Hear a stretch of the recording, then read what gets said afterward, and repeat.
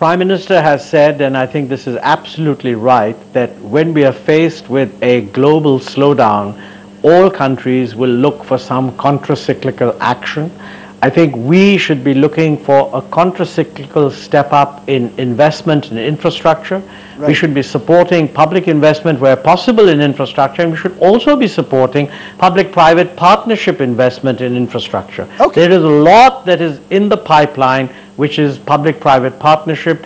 We will need to take innovative steps to make sure that those projects get off the ground, and if they have a financing problem, we find innovative ways of overcoming those financing problems. That's what the finance minister said. I think that's what the prime minister said. I believe the finance minister is in complete agreement with that. And we are not therefore looking only at CRRs. Okay. It is true that you are getting a real slowdown in the industrialized world's GDP. We need to respond to that in a way that will make our growth as little affected as possible. Okay, let's take a break on that point, because after that we're going to look at perhaps what many believe is causing the perceptional problem, the stock markets. Is the market meltdown a true indicator of the economic crisis? Much more on that and consumer spending on this exclusive CNN IBN Hindustan Times. Welcome back to the weekend edition, where we are bringing you the exclusive results of the CNN IBN Hindustan Times poll on the economic slowdown. Let's focus on the stock market crash. We asked the question, have you been personally affected by the crash in the stock market? Here's what our survey found. 47%, that's almost 1 in every 2, said yes, they were. No was 53%. Remember, this is an urban poll across 7 cities. Now, we then asked people in Hyderabad and Ahmedabad seemed to be the most affected when you actually looked at it. Now, we also asked, is the drop in the share market a short-term or a long-term crisis? 63% believed it was short-term, 37% believed it was long-term. So many believe that things could turn better before they turn worse. Now, the optimism was weakest in Ahmedabad, Mumbai and Hyderabad. What would you invest today was our next question. What would you invest in? 37% said land or property. 34% said bank fixed deposits. 33% said 18% said gold. Mutual funds and stocks was 11%. So land is what most people still would like to invest in. Have people personally cut down on spending? Yes, said 43%. We have cut down on spending. No, said 57%. So it's not as if everyone has cut down on their spending habits. What kind of spending have you cut down on, we asked? 53% said they avoid unnecessary purchases. 28% said eating out is what they've stopped on. 20% said they're not buying a house at the moment. And 21% said they're not going on a holiday at the moment. Okay, let's go straight first to the left. I want to bring in left and Prasunjeet Bose in at this moment. Prasunjeet, look at the figures of the stock market. 47% of those whom we polled across urban cities say yes, they do invest in the stock market. So the crash is something that affects the Aam Admi also in a sense. Often the left seems... I would completely disagree. I will completely disagree with that. I think it just shows that your poll is completely skewed. Because if you look at total figures, I think less than 2% of India's population invest in stock markets. But this only shows that you have only been going to people who invest in stock markets. Are you saying that those who are affected by the stock market are not the Aam Admi, right? For you, the Sensex is not an issue. No, I'm not suggesting that. I'm not suggesting that. I'm only saying that less than 2% of Indians invest in the stock market. Okay. But as far as the people who have got affected are concerned, if you want to ask me a question about that, I can answer.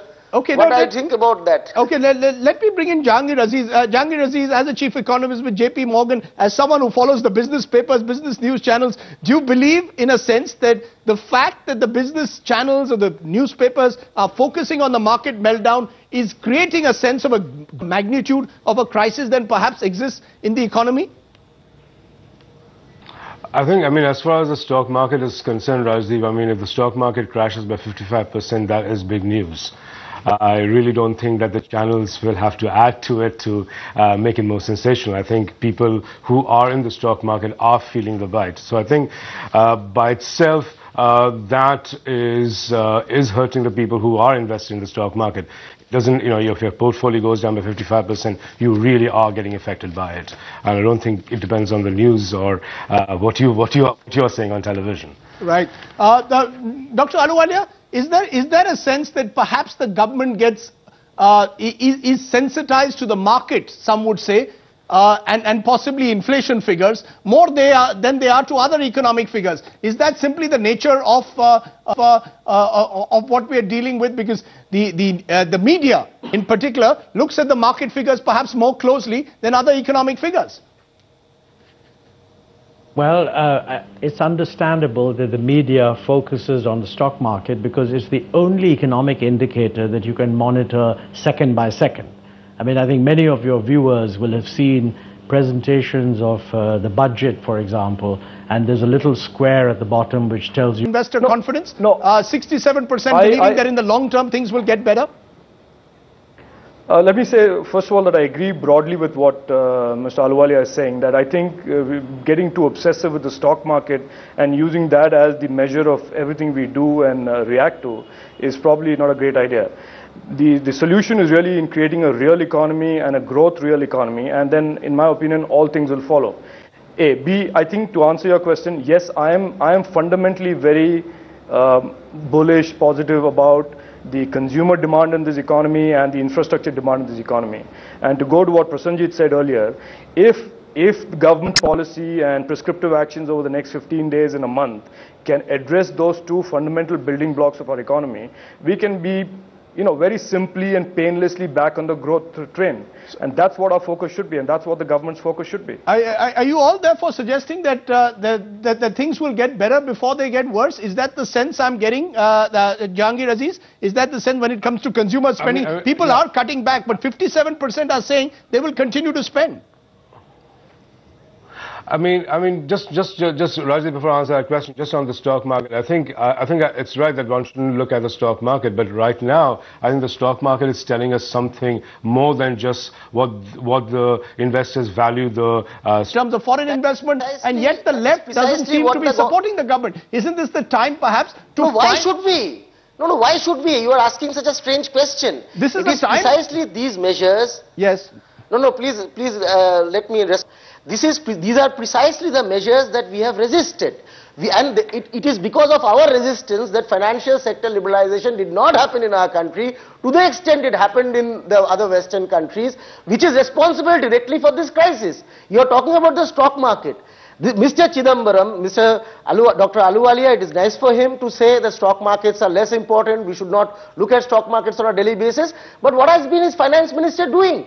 I mean, his finance minister has been making statements specifically directed to influence sentiments at the stock markets year after year. Okay. You are going for financial sector liberalizations. You are going for greater liberalization of norms for investment by the foreign institutional investors. So you believe this is the time to step back rather than to liberalize further? Very quickly, yes or no? Absolutely. Okay. Absolutely. Okay. Well, you see. No. Okay. No. One more point. Since you specifically mentioned the insurance sector issue.